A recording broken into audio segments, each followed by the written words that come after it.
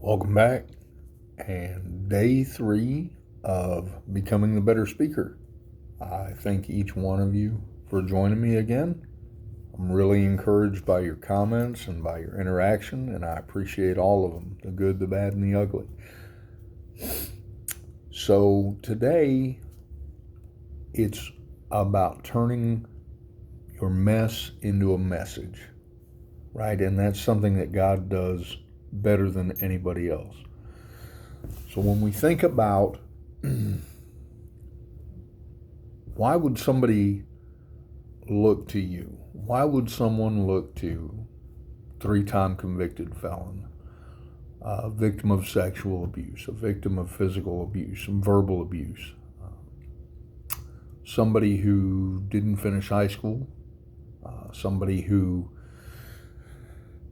lived on the streets in St. Louis and in Phoenix, Arizona, and in a dozen other towns across the country?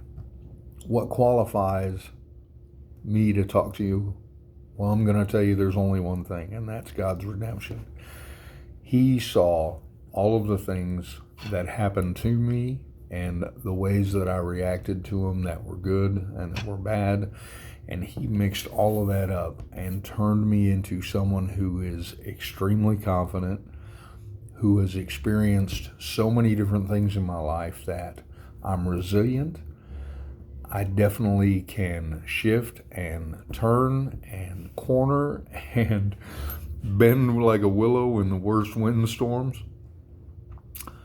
And so that's what I want to focus on going forward. Is I want to make sure that everybody out there who hasn't found their voice yet understands that they do have a voice and that there are people that want to hear it, and that the reason that they experienced all of the hardships that they've experienced in their life was not because God didn't love them, was not because the world didn't want them. It was so that they could take the experience of coming through those circumstances.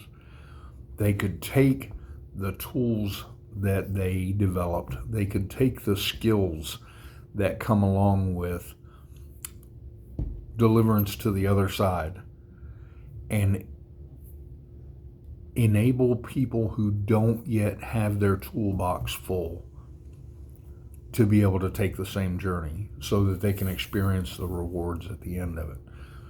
The theme of these talks is speak and become rich. I don't ever anticipate financial gain, but if I can reach the life of one person who's 8 years old, 20 years old, 30 years old, 70 years old, and remind them that there is life waiting for you. We don't have to exist. We can live. And living is the greatest gift that we can receive and the greatest gift that we can teach other people. And then that way we share and we become richer.